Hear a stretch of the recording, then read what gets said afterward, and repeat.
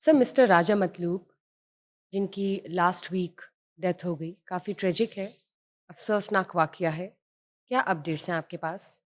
یہ بڑا خوبصورت ایک ہمارا دوست راجہ مطلوب اور بڑی دیر سے میڈیا سے تعلق تھا، اینکر بھی رہے اور اب تو غالباً بلوچستان حکومت کے ساتھ وہ کام کر رہے تھے، وزیر اعلیٰ بلوچستان کے ساتھ سرفراز بگٹی کے ساتھ اسلام آباد بلوچستان میں سیٹل تھے۔ تو بڑا افسوسناک واقعہ ہے، کار ایکسیڈنٹ میں خود ہی ڈرائیو کر رہے تھے وہ، تو ان کی ڈیتھ ہو گئی چند دن پہلے۔ اس پر جتنی بھی بات کی جائے، ابھی سید اقرار الحسن چونکہ وسیم بدامی یہ ہم سارے کمبائنڈ فرینڈ ہیں راجے کے، تو اقرار الحسن نے اپنے گھر پہ ان کی یاد میں ایک دعا اور ایک تقریب رکھی تھی، میرا بھی جانا ہوا۔ لیکن اس سے پہلے چوری سہیل وڑائچ جو ہیں، انہوں نے ایک کالم لکھا ہے بتائیے۔ راجہ مطلوب پہ، میں وہ پڑھ دیتا ہوں، جی جی پلیز۔ اور ایک ہماری طرف سے راجہ مطلوب کو بذریعہ یہ کالم چھوٹا سا ٹریبیوٹ ہو جائے گا۔ جی ضرور۔ سہیل وڑائچ لکھتے ہیں جی کہ ایک تھا راجہ، کل تک یہاں ایک راجہ ہوا کرتا تھا، اس کی نہ تو کوئی ریاست تھی اور نہ اس کی سرے سے کوئی سیاست تھی، وہ صرف نام کا راجہ نہیں، دل اور جگر کا بھی راجہ تھا۔ وہ جہاں ہوتا وہاں ہنسی، کہے، مسکراہٹیں اور سکون بسیرا کر لیتا۔ وہ ایک شرارہ تھا، اچانک روشنی کی طرح ہنستا، کھیلتا، مسکراتا ہوا آتا، چند دن اپنے دوستوں ساتھیوں میں خوشیاں بانٹتا اور پھر اچانک غائب ہو جاتا۔ اسلام آباد میں گاڑی کے حادثے میں دنیا سے چلا گیا، لیکن جس طرح اس نے ہمیشہ حادثات زمانہ کو شکست دے کر اچانک واپسی کی تھی، کیا علم کسی دن وہ ہنستا، مسکراتا، لجاتا، دوبارہ ظاہر ہو کہ میرا حادثہ، میری موت سب ایک مذاق تھا، میں دوبارہ حاضر ہوں، دوستوں کو لطف دینے کے لیے، ہنسانے کے لیے اور انہیں اپنی گپ شپ سے گدگدانے کے لیے۔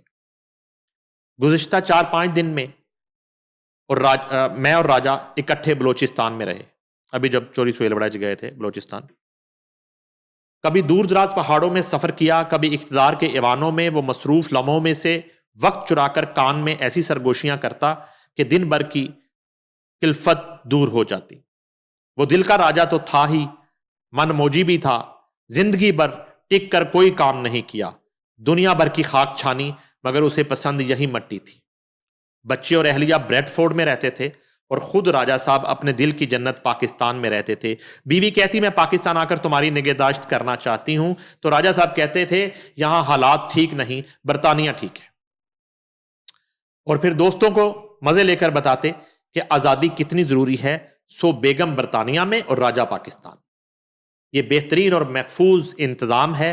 آج کل راجہ صاحب پر پوری بہار آئی ہوئی تھی، طویل بے روزگاریوں اور ادھر ادھر کی ٹھوکروں کے بعد بالآخر وزیر اعلیٰ بلوچستان میر سرفراز بگٹی نے اس ہیرے کو پہچان کر اپنا میڈیا فوکل پرسن مقرر کر دیا تھا۔ راجہ رجا پوجا تھا، ذاتی طور پر منکسر المزاج، مگر پروٹوکول اسے خوش کرتا تھا۔ آج مہندرت اور جدت اس کی شخصیت کا حصہ تھی۔ وہ جدید ترین فون، جدید ترین کیمرہ اور ریکارڈر سے ہمیشہ لیس ہوتا۔ ان دنوں اس نے ایک جدید اینک پہنی ہوئی تھی، جس کے ذریعے جب چاہتا کسی کے علم میں لائے بغیر ویڈیو ریکارڈنگ کر سکتا تھا۔ راجہ کا نام مطلوب تھا، وہ واقعی اس میں باسمہ تھا کہ میں اپنے دوست احباب کو ہمیشہ مطلوب ہی رہتا تھا۔ وہ چاہے چلا بھی گیا ہے، اپنے دوستوں کو تا عمر مطلوب ہی رہے گا۔ میری راجہ سے پہلی ملاقات 2003 میں ہوئی۔ وہ ان دنوں دبئی کی سٹی گورنمنٹ میں ملازم تھا۔ اس زمانے میں پاکستانی چینلوں کے دفاتر دبئی میں ہوا کرتے تھے۔ ان دنوں محترمہ بینظیر بھٹو کا قیام بھی دبئی میں تھا۔ سیاسی سرگرمیوں اور صحافتی دلچسپیوں کا مرکز ہونے کی وجہ سے ان برسوں میں دبئی پہنچ جاتا تھا۔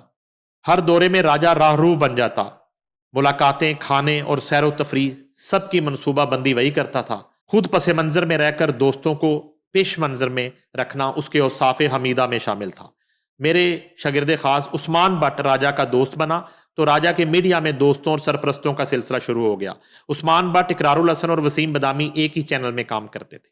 وسیم بدامی اور اقرار الحسن سے راجہ کی قربت اس قدر بڑھی کہ وہ یار غار بن گئے. راجہ خود اینکر بھی بنا, میڈیا ایڈوائزر بھی, آرگنائزر بھی, مگر وہ خود شہرت کے راہوار کی سواری نہ کر سکا.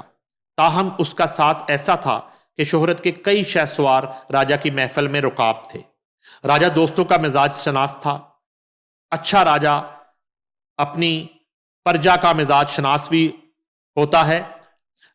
وسیم بدامی, اقرار الحسن اور یاسر شامی محفل میں ہوتے تو طنز و مزاح, طعنے اور تمسخر عروج پر ہوتے.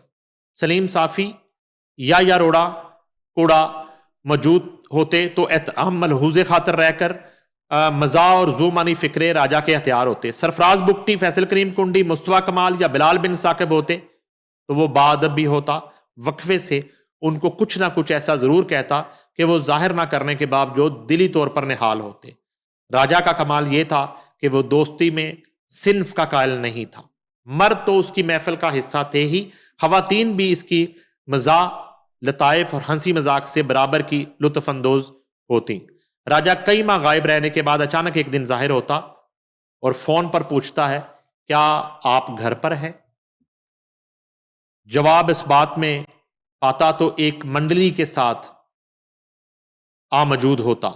منڈلی میں ایک آدھ مرد دوست اور زیادہ تر خواتین ہوتی. وہی ہنسی مذاق, وہی دل ربا باتیں, وہی زمانے بھر کی ڈائری, اور پھر ہنستے کھیلتے رخصتی. راجہ کی زندگی اتنی بھرپور و ہامہ جہت تھی کہ اس کے متنوع تجربات سن کر بندہ حیران ہی ہو جاتا. خواتین کی پسند ناپسند اور مردوں کی ترجیح واسترداد اسے سب کا علم تھا. فیشن کی بات ہوتی تو وہ پلاسٹک سرجری سے لے کر دیسی ٹوٹکوں تک اپنی ماہرانہ ریسرچ کا اظہار کرتا.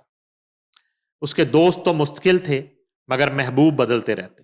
وہ کسی محبوب کو نہ دغا دیتا تھا نہ چھوڑتا تھا. محبوب خود ہی اس کی عدم سنجیدگی سے دور ہو جاتا تھا. وہ مطلوب تو ہر ایک کو تھا مگر کسی کو بھی زیادہ, کبھی کسی کو کم مطلوب ہو جاتا. اس کا انحصار دوسرے کے ظرف اور مزاج پر ہوتا تھا. اس سے کبھی کوئی ناراض نہیں ہوتا کیونکہ وہ کوئی ایسا موقع ہی نہیں دیتا تھا. لوگ یا محبوب ہی اس سے الگ ہو جاتے ہوں گے کیونکہ وہ اس کے ساتھ چل نہیں پاتے ہوں گے. وہ خوشگوار اس قدر تھا کہ شاید غم گسار نہ بن سکتا ہوگا. راجگیری ہو یا راجنیتی, متکبر نظر آئے تو لوگ متنفر ہو جاتے ہیں. مزاح نگار, طنز نگار, ٹھٹھا یا مذاق کرنے والا وہی اچھا لگتا ہے جو خود کو چھوٹا اور دوسروں کو بڑا بنا کر بات کرے. خود مذمتی کر کے ہی بلے شاہ اور شاہ حسین بڑے بڑے قاضیوں, راجو ناور بادشاہوں کا دامن تار تار کر سکتے تھے. راجہ مطلوب بھی اس راز کو پا چکا تھا. وہ پہلے اپنا مذاق اڑاتا, اپنی ذات کو نشانہ تمسخر بناتا, پہلے خود کو گناہگار ثابت کرتا, پھر دوسروں کے دامن میں کھجلی کرتا تھا. کیا حیران کن نہیں کہ راجہ مطلوب ملتان کے مفتی عبد القوی بھی ہم محفل تھا اور عیدگاہ کے قابل احترام پیر نقیب الرحمان اور حسان حسیب الرحمان کا بھی ہم نشین ہوتا تھا. اس قدر متنوع کون ہو سکتا ہے سوائے راجہ مطلوب کی. راجہ اور میں اکٹھے کوئٹہ سے لاہور پہنچے. وہاں اس نے کار منگوا رکھی تھی. اس نے کہا میں نے ابھی اسلام آباد جانا ہے. میں گھر پہنچتے ہی گھوڑے بیچ کر سو گیا. 5 دن کی تھکاوٹ تھی. رات 3 بجے سو کر اٹھا تو موبائل پر راجہ کے اسلام آباد کے پہنچ کر حادثے کا شکار ہونے کی خبر موبائل پر موجود تھی. یقین نہ آیا, لگا راجہ نے شرارت کی ہوگی اور صبح اٹھنے پر اس کا کہوں بھرا لہجہ, سنگین مذاق اور معافی طلب کر رہا ہوگا. مگر اس بار اس نے جان گنوا کر پھر سے سب کو ہرا دیا. ہمارے لیے تو وہ مطلوب نہ رہا, اس لیے غمگین ہے. مگر مجھے یقین ہے کہ وہ اپنے والد محترم راجہ طاہر کے ہمراہ پران, ان کے گاؤں کا نام جو سرائے عالمگیر کے قریب ہے, پران کا مطلب ہے پرانا ہوتا ہے, سے گزرنے والے سکندر اعظم اور دریا کے پار رہنے والے پورس دونوں کو اکٹھے بٹھا کر محفل برپا کر رہا ہوگا. وہ راجہ تھا, سکندر اور پورس جیسے راجاؤں میں ہی رہے گا.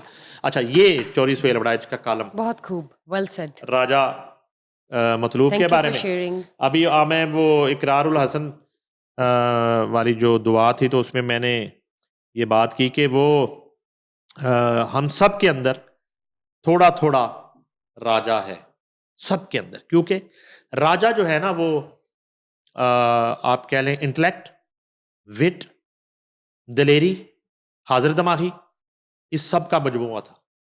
تو میں نے کہا کہ ہم سب کے اندر تھوڑا تھوڑا راجا ہے, اور ہمیشہ ہم رہے گا. سب کا تھوڑا تھوڑا راجا ملا کے راجا مطلوب بنتا ہے. تو اللہ تعالیٰ درجات بلند کرے. آمین. اور سہیل وڑائچ صاحب نے بڑا زبردست ایک راجا کو ٹریبیوٹ پیش کیا.